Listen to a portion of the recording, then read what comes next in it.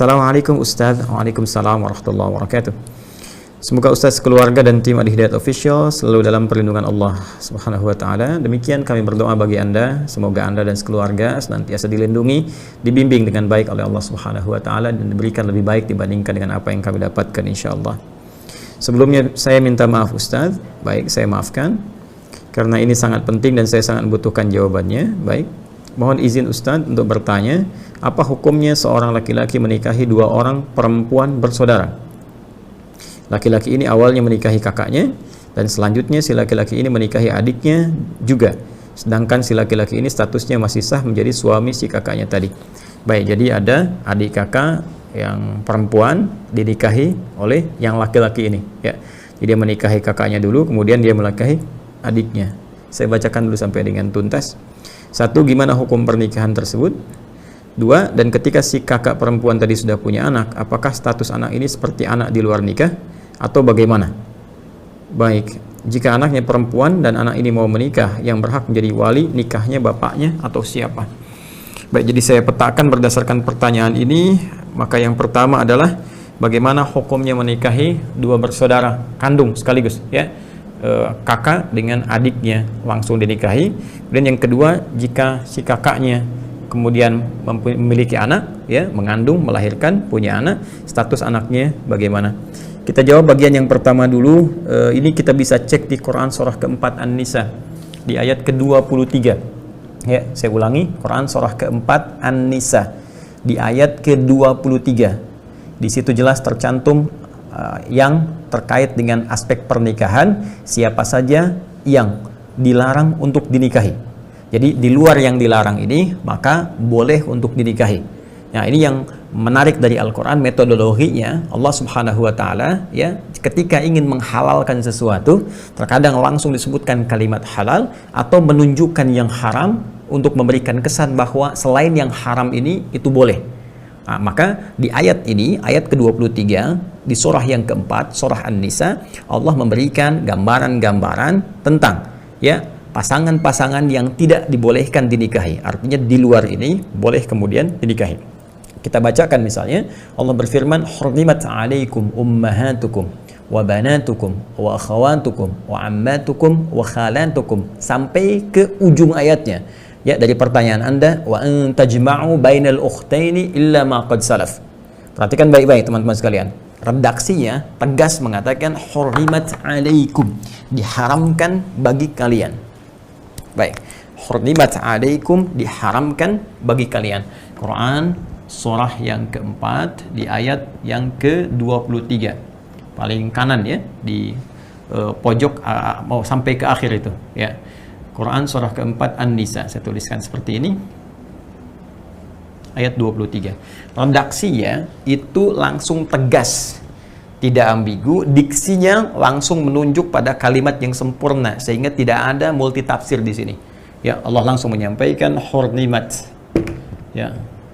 Bahkan kalimatnya menggunakan bentuk pasif, ya, fi'il madhi majhul, ya, karena subjeknya sudah diketahui yaitu Allah Subhanahu wa taala, hanya ingin memberikan kesan penegasan, ya. Jadi Allah tidak mengatakan haramallahu, tapi langsung menegaskan hurrimat. Allah tidak mengatakan Allah mengharamkan, tapi langsung menunjukkan sifat tegas menggunakan, ya, bentuk pasif, diharamkan, untuk menunjukkan kuatnya unsur keharaman ini. Hurrimat 'alaikum, ya, 'alaikum, kata Allah, diharamkan bagi kalian untuk menikahi, ya, orang-orang dari kalangan berikut ini. Ya, pertama Allah sampaikan ummahatukum, ya, hurrimat 'alaikum ummahatukum, ibu-ibu kalian, ya, ibu kalian. Ya, jadi tidak boleh anak menikahi ibundanya, ya, yang terjadi seperti kisah-kisah misalnya yang tersebar di kultur-kultur, cerita-cerita dan sebagainya, ya, ada maling kundang, ada macam-macam, ada tangkuban perahu yang pengen nikahi ibunya, kisahnya demikian kan pada waktu itu. Nah, ini cukup contoh bagi kita untuk mengatakan kisah-kisah yang dimaksudkan dilarang, tidak diperkenankan, haram hukumnya, ya. Wa akhawatukum, kemudian ada saudara-saudara perempuan kalian, ya. Wa akhawatukum, saudara perempuan kalian. Jadi saudari kalau kita katakan, ya, saya punya saudari misalnya, saudari perempuan, kakak saya perempuan, adik saya perempuan, haram hukumnya menikahi saudari sendiri. Oke? Dua. Kemudian yang ketiga, hurimat alaikum ummahatukum wa akhawatukum wa ammatukum, ya ammatukum, bibi kalian dari ayah, ya berarti adiknya ayah gitu kan? Bibi, ya bibi dari ayah, ya. Wa khalatukum, kemudian bibi dari ibu, ya sama saja. Khalatukum, jadi ada bibi dari ayah, bibi dari ibu, ya. Sampai nanti ke ujungnya, ditemukan secara cepat saja, ya. Nanti di ujungnya ada kalimat penutupnya sebelum akhir ditutup dengan ampunan Allah Subhanahu wa taala. Allah sampaikan wa antajma'u bainal ukhtaini, wa antajma'u, ya, wa antajma'u bainal ukhtaini. Ini dalil yang terkait dengan pertanyaan Anda. Illa ma qad salaf. Bainal ukhtaini illa ma qad salaf. Sebelum masa Islam, sebelum turun syariat ini kemudian dibimbing untuk bertobat, ya. Perhatikan kalimatnya. Wa antajma'u bainal ukhtaini, dan engkau menikahi, mengumpulkan sekaligus bainal ukhtaini, dua saudari. Ya, seperti pertanyaan Anda. Jadi kalau Anda bertanya bagaimana hukumnya kemudian menikahi dua saudari sekaligus, maka langsung Allah yang menjawab. Langsung Allah yang menurunkan ayatnya. Allah menegaskan sifat hukumnya. Ya, kata Allah, hurnimat alaikum, maka haram hukumnya menikahi dua saudari kandung sekaligus. Ya deh, menikahi dua saudari kandung sekaligus.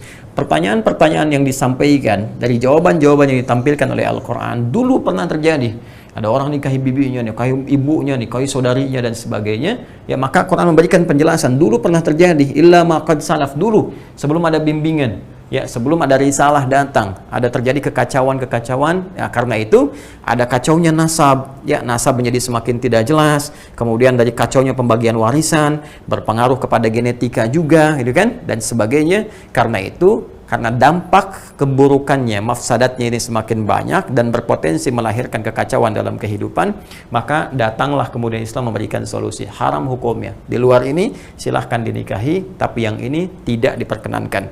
Dahulu pernah terjadi, setelah datang Islam, maka kembalilah kepada Islam, memohon ampunan kepada Allah Subhanahu wa taala karena Allah memberikan sifat sayangnya luas kepada kita. Karena itu di akhir ayat ditutup dengan sifat Allah Ghafur dan Rahim. Allah memberikan ampunan kepada siapa yang mau mengevaluasi diri, kemudian dia kembali meninggalkan praktek ini dan mendapatkan rahmat Allah Subhanahu wa taala. Jadi pertama, secara singkat, hukum menikahi dua saudari sekaligus jelas hukumnya haram. Ya, jelas hukumnya apa? Haram. Artinya haram itu kalau dikerjakan dia berdosa, dan sepanjang hidupnya berdosa kalau dia tidak kembali bertobat kepada Allah Subhanahu wa taala. Nah, sekarang pertanyaannya, kalau dia mau bertobat, dia mau kembali, maka apa yang harus dilakukan? Maka yang harus dilakukan, dia harus pisahkan, harus ceraikan satu di antara dua itu. Ya, dia harus ceraikan satu di antara dua itu. Ingat, ini bukan persoalan cinta ya. Ini persoalan hukum. Ini persoalan hukum Allah Subhanahu wa taala. Kalau persoalan cinta tidak diikat dengan hukum, nanti kebablasan. Ya, tidak ada batasnya nanti. Jadi seorang mencintai ibunya, dia bisa nikahi ibunya. Kenapa kamu nikahi ibumu? Karena aku mencintainya. Ya, nanti anak bisa menikahi bapaknya dan seterusnya. Ini akan terjadi kekacauan dalam kehidupan. Karena itu, kaidah-kaidah hidup mesti diikat hukum. Jadi tidak ada yang bebas tanpa batas. Semua ada ikatannya, semua ada hukumnya, dan hukum itu diturunkan oleh Allah untuk mengatur kehidupan kita sehingga berjalan harmoni, baik dan maslahat. Ingat, kalau ada yang dihalalkan dalam Islam, berarti ada manfaat besar yang bisa kita dapatkan, membantu kita mendapatkan maslahat kehidupan dunia dan mengantarkan kita pada kemuliaan merka akhirat. Jika ada yang diharamkan dalam Islam, bukan ingin memberikan kesulitan atau batasan kepada kita, tapi lebih menjaga kita dari kesulitan-kesulitan kehidupan, kekacauan-kekacauan hidup, dan persoalan-persoalan serius yang menjadi beban ketika pulang menghadap Allah Subhanahu wa taala. Karena itu dalam Islam nanti ada makanan yang diharamkan, ada minuman yang diharamkan, ada perilaku yang diharamkan, ya, semuanya itu adalah demi menjaga martabat kita dan maslahat kehidupan kita hingga kembali kepada Allah Subhanahu wa taala. Jadi solusinya, Anda harus ceraikan salah satu di antara yang dua ini, pisahkan, ya, bisa berpisah satu di antara dua. Kalau melihat di sini, saya tidak tahu yang adiknya, karena tadi katakan, oh, adik si kakak perempuan tadi sudah punya anak, ya, saya tidak tahu yang kakaknya. Ya, Anda menikahi kakaknya, kemudian setelah itu ada adiknya, ya, dinikahi juga, Nah, dalam konteks ini si adik kakak tadi sudah punya perempuan, punya anak ya. Nah, ini saya tidak tahu apakah anak yang ini dihasilkan dari hubungan dengan yang laki-laki ini ataukah ketika dinikahi sudah ada anak yang lain yang dibawa, gitu kan?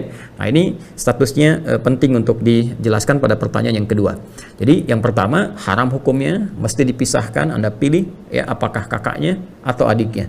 Tapi saya sayang keduanya tidak, Suneo, ya tetap pilih salah satu. Ya jangan suka nengok keduanya, suka nengokin orang. Nengok satu, nengok dua. Pilih salah satu, maka dari satu itu Anda tetapkan menjadi pendamping hidup Anda. Ya. Kemudian jika anaknya perempuan dan anak ini mau menikah, oh baik. Siapa yang berhak jadi wali nikahnya, bapaknya atau siapa? Ya Anda pisahkan dulu yang tadi ya. Jadi kalau Anda bertahan dengan adiknya kemudian menikah, ya walinya Anda. Ya Anda ayahnya gitu kan. Tapi kalau misalnya diteruskan tetap hubungan ini, maka selama berhubungan itu jatuh statusnya adalah haram. Ya, statusnya apa? Haram. Jadi sekali lagi pisahkan yang satunya, kemudian bertahan dengan yang satu dan Anda menjadi wali dari anak itu. Ya, wallahu taala a'lam bis-shawab.